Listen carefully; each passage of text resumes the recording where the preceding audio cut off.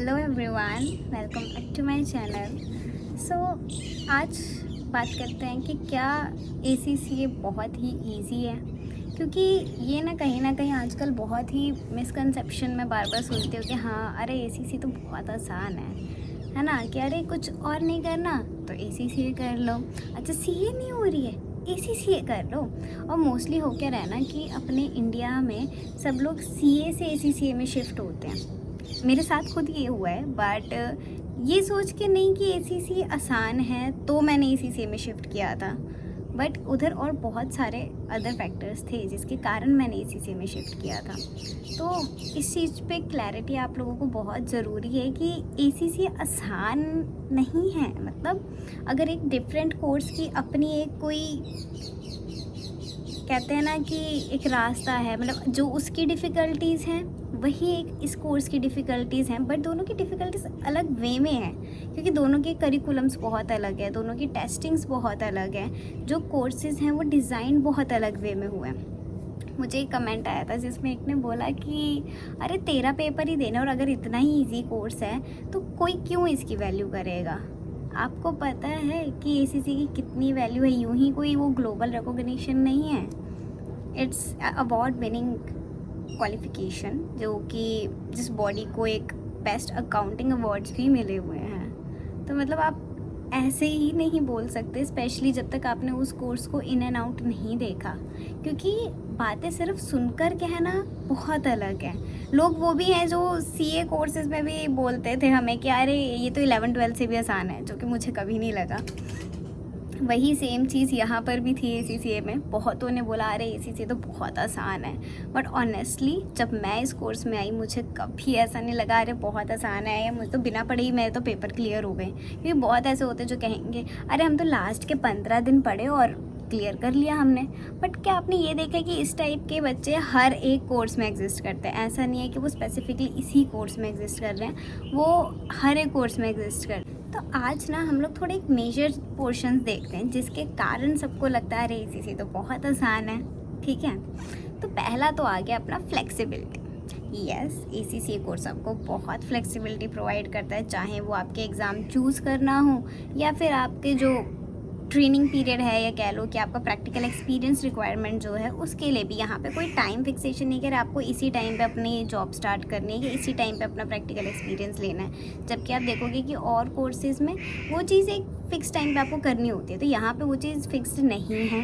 आप बहुत अर्ली भी स्टार्ट कर सकते हैं, आप मिड में भी स्टार्ट कर सकते हैं, और आप थोड़ा लेट भी स्टार्ट कर सकते हैं, जैसे आपको ठीक लगे। Like for in my case I firstly focusing on to complete my examinations, because सबका अपना अपना होता है कि मतलब आप उस चीज़ को स्टडीज़ के साथ मैनेज कर सकते हो, नहीं कर सकते हो, और भी बहुत सारे फैक्टर्स होते हैं। जब आप एक जॉब पे जाते हो तो उसको भी एक अलग डेडिकेशन चाहिए, बट हम उस चीज़ को अभी के लिए साइड रखते हैं। सो फ्लेक्सिबिलिटी क्या है, जब आप एग्ज़ाम चूज़ भी कर सकते हो अपनी कन्वीनियंस के अकॉर्डिंग। क्या आप एक क्वार्टर में 2 एग्ज़ाम दीजिए, आप एक क्वार्टर में 1 एग्ज़ाम दीजिए। तो कहीं ना कहीं अगर आप इस फ्लेक्सिबिलिटी को कहते हैं कि यार कोर्स बहुत इजी है, कि हाँ हमें कहीं और कोर्सेज में हम देखते हैं ग्रुपिंग सिस्टम है, एग्रीगेट मार्क्स लाने हैं और स्पेसिफिक पासिंग परसेंटेजेस हैं, तो वो चीज़ यहाँ पर नहीं है। और अगर आप इस फ्लेक्सिबिलिटी को कहते हैं कि यार ये कोर्स बहुत आसान है, देन यस, फ्लेक्सिबिलिटी को अगर आप आसान समझते हैं तो शायद आपके लिए कोर्स बहुत आसान है, but reality is flexibility is not equal to easy. Flexibility is a different thing and easy is a different thing. Flexibility दी जा रही है आपकी जर्नी को स्मूथ करने के लिए, इसलिए नहीं कि आपके लिए वो बहुत चीज़ आसान है इसलिए वो फ्लेक्सिबल है। मतलब आप फ्लेक्सिबिलिटी को ईजी मत समझिए, बोथ चीज़ों में डिफरेंट है। और मतलब एक तो होता क्या है ना, हम उन कोर्सेज़ को इनके साथ कंपेयर करते हैं जिनका करिकुलम ही टोटली डिफरेंट है। ठीक है, दूसरा कि यहाँ पे रोट लर्निंग बिल्कुल नहीं है। आपको कभी ACCA के एग्ज़ाम्स में ये नहीं फील होगा कि अरे बहुत रटना पड़ रहा है, या हमें बुकिश जो कीवर्ड्स हैं वो सेम इधर लाने पड़ रहे हैं अपने आंसर्स में। ऐसा बिल्कुल नहीं है। एवरी टाइम एवरी एग्ज़ाम आपको हमेशा नई केस स्टडीज़ मिलेंगी, जो कि शायद आपने पहले कभी नहीं देखी होंगी, टोटली न्यू। तो जो हम प्रैक्टिस कर रहे हैं, आप बोलोगे अरे फिर तो हर बार ही हम फिर कैसे क्लियर करेंगे अगर सब कुछ ही नया है तो ऐसा नहीं है कि सब कुछ नया का मतलब है कि केस स्टडी आपकी बिल्कुल नहीं होगी, बट आप उसे सॉल्व कैसे कर पाएंगे जब आपके कॉन्सेप्ट्स क्लियर होंगे। सो यहाँ ACCA में आपका जो मेन एरिया है वो है कि आपकी कॉन्सेप्चुअल क्लैरिटी सबसे ज़्यादा स्ट्रॉन्ग होनी चाहिए, नॉट जस्ट कि अच्छा आपने रट के आए हो तो आप कर पाओगे, ऐसा बिल्कुल नहीं है। हाँ ठीक है, एक्सेप्शनल्स आर ऑलवेज देयर, हम उनकी बात यहाँ पर नहीं करेंगे। Second thing, passing rate. Let me tell you, ACCA कोई भी specific quota of passing rate नहीं रखता है। यस, जैसे और जगह पे हो सकता है आपको मिले कि अरे इतना पासिंग रेट तो फिक्स है कि हमें तो इतना ही रिजल्ट निकालना है, बट ACCA में ऐसा बिल्कुल नहीं है। आपका रिजल्ट टोटली आपके परफॉर्मेंस पे डिपेंड करता है कि आपकी परफॉर्मेंस कैसी रही है उसमें। So this is also makes a lot of difference, क्योंकि जहाँ पे एक स्पेसिफिक पासिंग रेट आ जाता है तो वहाँ पे ऑटोमेटिकली चीज़ें बदल जाती हैं। एंड कई लोगों को मैंने यहाँ पे देख कहते हुए सुना है कि अरे ACCA का पासिंग रेट तो इतना हाई है। Are you really kidding me? Like आप लोग 50% या 40% या 33% पासिंग रेट को आप कंपेयर कर रहे हैं एक स्पेसिफिक कंट्री के कोर्स के पासिंग रेट के साथ। मतलब वो तो हर एक कंट्री के अगर आप उठाएंगे कोई भी कोर्स को और उसका पासिंग रेट एक ग्लोबल रिकॉर्गनाइज्ड और ग्लोबल क्वालिफिकेशन के साथ कंपेयर करेंगे तो वो कैसे कंपेरेबल है? लाइक आप एप्पल्स को ऑरेंज के साथ कंपेयर कर रहे हो क्या? दोनों कंपेयर हो कैसे सकते हैं? ऑब्वियसली डिफरेंट आएंगे ना। तो मतलब वो कंपैरिजन के पीछे आप प्लीज़ बिल्कुल मत जाइए कि मतलब आप सोचें कि अरे उन्होंने बताया। देखते हो कि यूट्यूब पे कुछ इन्फ्लुएंसर्स हैं जो ये चीज़ को डालते हैं, बट क्या आप एक बार रियलिटी अपने एंड पे देख रहे हो? आप ग्लोबली उसके पासिंग रेट देख रहे हो कि अरे यार 40% पासिंग रेट, स्पेशली क्योंकि जब आप फाइनल्स में जाते हैं तो ऑटोमेटिकली पासिंग रेट कम होता जाता है अपने आप। तो आप जब देखोगे ना तब आपको लगेगा अच्छा ये पासिंग रेट तो ग्लोबली है, तो यानी कि it is difficult to crack, it needs full dedication, it's not an easy way. क्योंकि होता क्या है, फॉर मी ऑल्सो, जब मुझे CA से शिफ्ट करना था मुझे कहीं कहीं पे सुनने को मिला था अरे ACC तो बहुत आसान है, कर लोगे। बट बिलीव मी, जिस दिन मैंने एनरोल किया था इसमें, ईजी नहीं था, बिल्कुल भी ईजी नहीं था। It need all my dedication, all hard work, all that late nights things. मेरे साथ कभी ऐसा नहीं हुआ कि मैं बोलूँ कि अरे मैं तो 2-3 एग्ज़ाम्स बिल्कुल साथ में दे सकती हूँ, नहीं हुआ। क्योंकि मुझे पता था मैं नहीं फोकस कर पाऊँगी, मेरे से नहीं हो पाएगा। मैंने 1 by 1 देख के करा है and I am not ashamed of that thing. And जो चीज़ मुझे बहुत बाद में रियलाइज़ हुई कि ACCA की मार्किंग स्कीम्स बहुत डिफरेंट हैं। कई जगह पे ये चीज़ें नहीं होती हैं कि वहाँ पे अगर आपने गलत किया तो आपका पूरा ही गलत है, बट ACCA में ऐसा नहीं है। ACCA में एक चीज़ जो बहुत अच्छी है मार्किंग में, डैट इज़ कि एक तो अगर आप बॉर्डर लाइन केस हो वो आपके और अच्छे से ध्यान देते हैं। ऐसे नहीं कह रहे ये तो फेल हो गया चलो चलो साइड करो, ऐसा बिल्कुल नहीं है इसमें। अगर आप बॉर्डर लाइन केस हो रहा आपके ऊपर और अच्छे से ध्यान दिया जाता है। आप ये चीज़ कहाँ एक्सपेक्ट कर सकते हो कि अच्छा आपके बॉर्डर लाइन केस पे भी ध्यान दिया जाए? ऑब्वियसली नहीं। सेकेंडली, यहाँ पे ना मार्किंग स्कीम्स बहुत अलग हैं। मतलब लाइक जस्ट कि आपने कोई चीज़ कॉपी गलत कर दी, लाइक सिर्फ नंबर कुछ गलत कर कॉपी ले लिया है क्वेश्चन से, या आपकी सिर्फ कोई नंबरिंग आपने गलती से कुछ उठा ली, but your method is correct, then you will not be penalise for that. But इस चीज़ की डिटेल में हम फिर कभी बात करेंगे। बट ये सारी चीज़ें हैं जो एक कोर्स को बहुत ही सुंदर और बहुत अच्छा बनाती है, जो कि कोई उस चीज़ को नहीं देखता कि अच्छा ऐसा कुछ भी है। आप लोग देखेंगे ना कि आप जब एक कोर्स चूज़ करने जा रहे हैं कि अरे हम ACCA चूज़ करें, CMA चूज़ करें, CA चूज़ करें, आप शायद मोस्टली उन लोगों की वीडियो सुन रहे हैं जिन्होंने खुद भी नहीं किया उस कोर्स को, या शायद उन्होंने वो कोर्स तब किया है जब वो लोग ऑलरेडी कोई प्रोफेशनल क्वालिफिकेशन कर चुके हैं, या उन्होंने उन्हें इन डेप्थ नहीं देखा।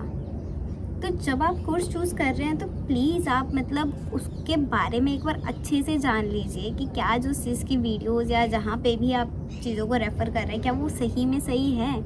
मतलब ठीक है, ये जो मार्किंग्स वगैरह हैं ये सब है, मुझे भी बाद में पता लगा जब मैं करने लगी थी। बट एक चीज़ पक्की थी कि यार जो ACCA की प्रोफेशनल बॉडी है, ACCA कोर्स से इस तरीके से डिज़ाइन था और उसकी जो रेपो है उसने मुझे सबसे पहले अट्रैक्ट किया। एंड वन मोर थिंग कि जब आप ACCA में है ना, आप इधर के एग्जामिनर्स के इनसाइट्स पढ़ेंगे, यू विल फाइंड कि दे वांट कि बच्चा अपने आंसर्स लिख कर आए, बुकिश आंसर नहीं हमें चाहिए। एंड आपके बुकिश आंसर के सबसे कम मार्क्स मिलते हैं कि अच्छा ये तो बच्चा रट कर आया है।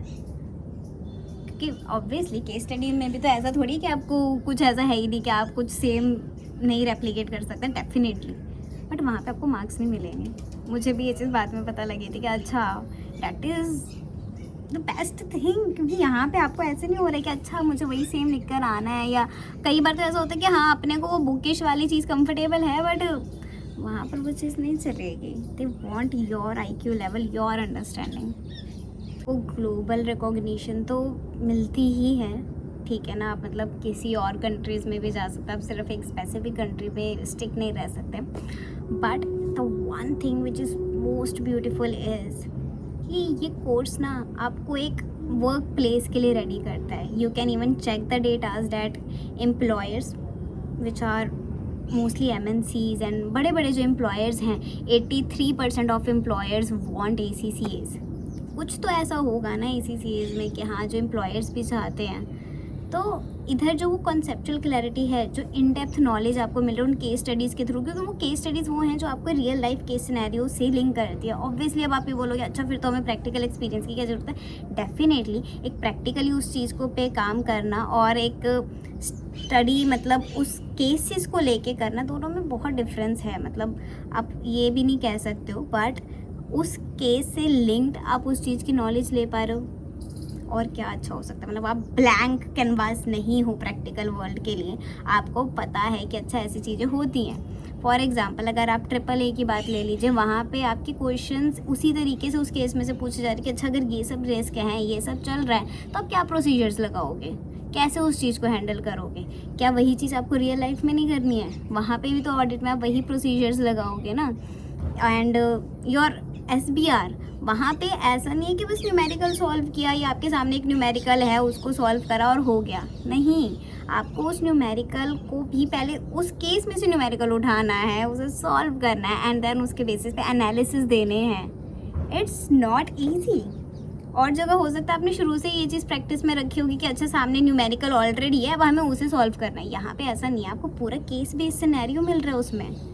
अब उसमें से सारा न्यूमेरिकल सॉल्व करना एंड उसका एनालिसिस भी देना कहाँ से इजी है।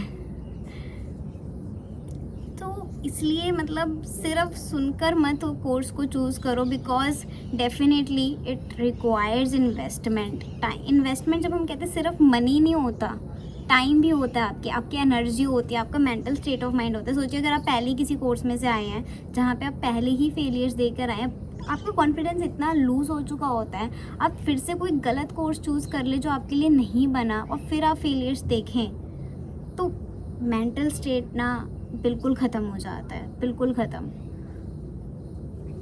तो जब आप कोई कोर्स चूज़ कर रहे हैं, पहले एक बार उसको समझिए अच्छे से, फिर उसमें जाइए। जस्ट कि किसी के सुनकर मत जाइए। लाइक फॉर मी, जब मैंने CA चूज़ किया था ना, ऐसे था कि अच्छा आपने कॉमर्स लिया है, +2 हुआ, अब तो आपको CA में ही जाना है। एंड शायद मोस्टली इंडियंस में यही होता है कि हमें कॉमर्स चूज़ किया तो हम CA में ही जाते हैं, बिना ये देखे कि अच्छा हमारे पास और क्या ऑप्शंस अवेलेबल और मेरी लर्निंग के हिसाब से क्या ठीक है मेरे लिए। तो जब आप कोई कोर्स चूज़ कर रहे हैं, सिर्फ कोर्स को जब समझ रहे हैं ना, तो ये समझिए कि अब वो मेरे लर्निंग स्टाइल के साथ मैच कर सकता है। लाइक फॉर मी, मेरी तो शायद मेमोरी बहुत ही कम है कि मैं रोट लर्निंग में बिल्कुल अच्छी नहीं हूँ, लाइक कंप्लीट डिज़ास्टर। मुझे शायद वो चीज़ 20 बार देखनी पड़ेगी कि ऑब्वियसली रोट लर्निंग का मतलब ये नहीं होता कि बस सुनकर रट लिया, क्योंकि कई लोग कहेंगे अच्छा हम क्या सिर्फ रट के जा रहे हैं क्या। रटना भी समझकर ही होता है, बट वो एट द एंड रटना ही रहेगा, क्योंकि आप उसके इन डेप्थ में नहीं जा रहे हो। बट ACCA में आप एक चीज़ देखोगे ना, आपको कभी भी डेफिनेशंस नहीं पूछी जाएंगी, कभी भी आपसे वो चीज़ें नहीं पूछी जाएंगी जो गूगल हो सकती हैं। ये मेरी वर्डिंग्स नहीं है, ये ACCA की खुद की वर्डिंग्स है। We don't ask those things, जो वो गूगल करी जा सकती हैं, क्योंकि आपको वो याद रखने की ज़रूरत नहीं है, वो आप गूगल करके भी देख सकते हो कि अच्छा ये क्या होता है। इसलिए आपको ACCA में ना एक फार्मूला शीट्स भी अलग से मिलती हैं, ताकि आपको फार्मूलाज ना याद रखने पड़े, क्योंकि that is a Google thing जो आप कभी भी देख सकते हो। आपको याद रखने की ज़रूरत नहीं, आपको याद क्या रखना है, उसके कॉन्सेप्ट्स, कि अच्छा ये चीज़ एक्चुअल में वर्क करती कैसे है। And that is what works for me in ACCA, कि मुझे उस चीज़ की नॉलेज में उसकी इन डेप्थ जाने में बहुत अच्छा लगता था। ऑनेस्टली स्पीकिंग मुझे कभी स्टडीज़ अच्छी नहीं लगी, frankly I am speaking this, क्योंकि पहले मुझे ऐसा लगता था बस मैं एग्ज़ाम के लिए पढ़ रही हूँ। बट जब मैं ACCA में आई ना, पहली बार लाइफ में मुझे पढ़ाई से प्यार हुआ था, क्योंकि यहाँ पे कोर्स ही कुछ इस तरीके से डिज़ाइन है कि जब आप उन कई स्टडीज़ में जा रहे हो आपका इतना इंटरेस्ट बन जाता है ना, तो आप इतनी इन डेप्थ उस चीज़ की पहले नॉलेज ले तो तब जाके वो केस सॉल्व होते हैं। पहले तो वो केस सॉल्व भी नहीं होते, वो ऊपर से ही चला जाता है कि अच्छा ये हो क्या गया क्योंकि आंसर पढ़ भी लोगे तो आपको ये पता लगेगा अच्छा ये होना था, बट आप सॉल्व नहीं कर पाओगे क्योंकि every time you will see a new cases, and ये इधर के हर सब्जेक्ट में है। सो कोर्सेज़ के ना डिज़ाइंस बहुत अलग है हर जगह पे, इसलिए आप कोई भी कोर्स ले रहे हैं तो उसे अपने लर्निंग स्टाइल के अकॉर्डिंग लीजिए, ना कि ये देख के कि अच्छा ये इजी है या इसमें ऐसा होता है इसमें वैसा होता है, पासिंग रेट ये है वो। हो सकता है पासिंग रेट बहुत ज़्यादा हो किसी कोर्स का, पर अगर वो हमारे लर्निंग स्टाइल से मैच नहीं हुआ ना तो हम कुछ नहीं कर पाएंगे उसमें भी। हो सकता है आप थोड़ा लेवल आगे निकल जाओ फिर कहीं बीच में स्टक कर जाओ, वो चीज़ मेंटली आपको इतना एग्जॉस्ट करती है ना उस टाइम कि कुछ नहीं हो पाता फिर। एंड ये कुछ ऐसी चीज़ें जिसमें आपका कोई कुछ हेल्प भी नहीं कर सकता, इसलिए नेक्स्ट टाइम आप अपने डिसीजंस देख के लीजिएगा, किसी की बस बातों में आकर नहीं, मेरी भी नहीं। अगर आपको मेरी ये इनसाइट से सुनकर अगर लग रहा है कि अरे ये सही नहीं कह रही तो मत मानना ना, आप अच्छे से जाइए खुद रिसर्च करिए, पर ये कि आप जब आप सब जगह से इनसाइट्स ले रहे हो ना उन्हें अपने अकॉर्डिंग इवेल्युएट ज़रूर करो। Okay, so all the best and wish you a lot of success. Bye.